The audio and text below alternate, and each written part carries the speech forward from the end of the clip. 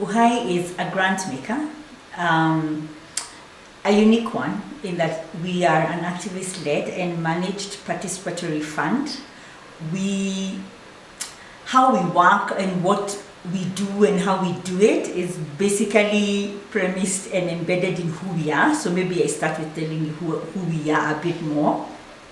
So UHAI is this fund that was set up in 2009, but the conversations around the setup of UHAI happened years before that, and it came from a specific problem around philanthropy and how philanthropy for LGBTI and sex worker human rights was being done vis-a-vis the needs that were there in the movements at the time. The problem that was identified at that time was a thing that is now acknowledged as a thing in the sector, but at that time it hadn't really been acknowledged, which was how disconnected the world of work and the world of money were. These were two different universes occupied by two different sorts of species of humans. Those that had the money and had the power around how resourcing would be done, and those who lived the struggle and did the work. More often than not, work that was really important to movements was not being resourced, and funders who are very well intentioned and did come from a very good place would in their own spaces, in their own geopolitical disconnected space, think through and strategize around what the problems were in the field and what the solutions would be, and therefore what money would be needed. So there would be these two disconnected groups of people. There needed to be a bridge to that disconnect, and that would be a participatory fund managed and led by activists that would resource the work in the Eastern African region. And thus the idea of UHAI was born. So we are a fund that is made up of those human beings that live those struggles every single day. So we, from our board, the governance body of UHAI, to our secretariat, and to, most importantly to this conversation, our grant-making, decision-making panels.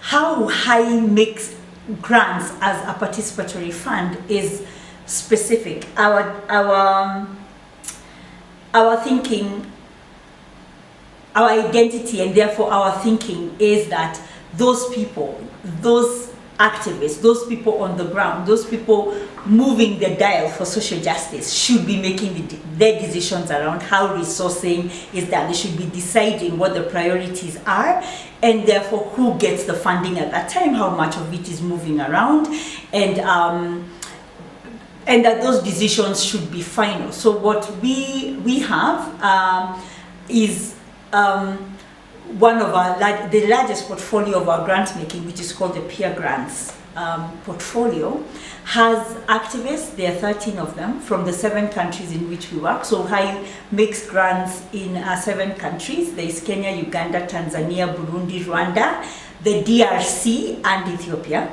And activists from these communities, in these countries, are the ones who make those decisions around the peer grants model of grant making. So these 13 people are tasked with reviewing all the grants that come in through an open process, and through a call.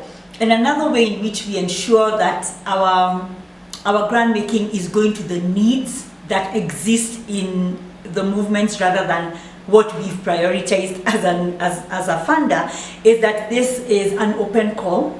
We are flexible, accessible funder. We do not have themes around which we fund. So activists can send in proposals for what it is they feel is necessary to support at that time. And then their peers prioritize what seems to be coming up the most as a priority for the movement at that time, and then determine who gets funded. I think the greatest benefit to the process of participatory grant making is the fact that I can't actually think of a better, more effective way of determining where resources should go in any particular struggle than if the people in that struggle themselves are the ones making that decision. So in and of itself, as like participatory grant making is an end in and of itself, like beyond any other benefits. For me, it is the way that makes the most sense in moving money in our movements. What I've seen from UHAI's experience of participatory grant making is that it levels the field for everybody. So it doesn't matter what size of organization you are or what kind of work you're doing. You have the same chance of getting funded as another entity that may have the probability of hitting donor radar more easily.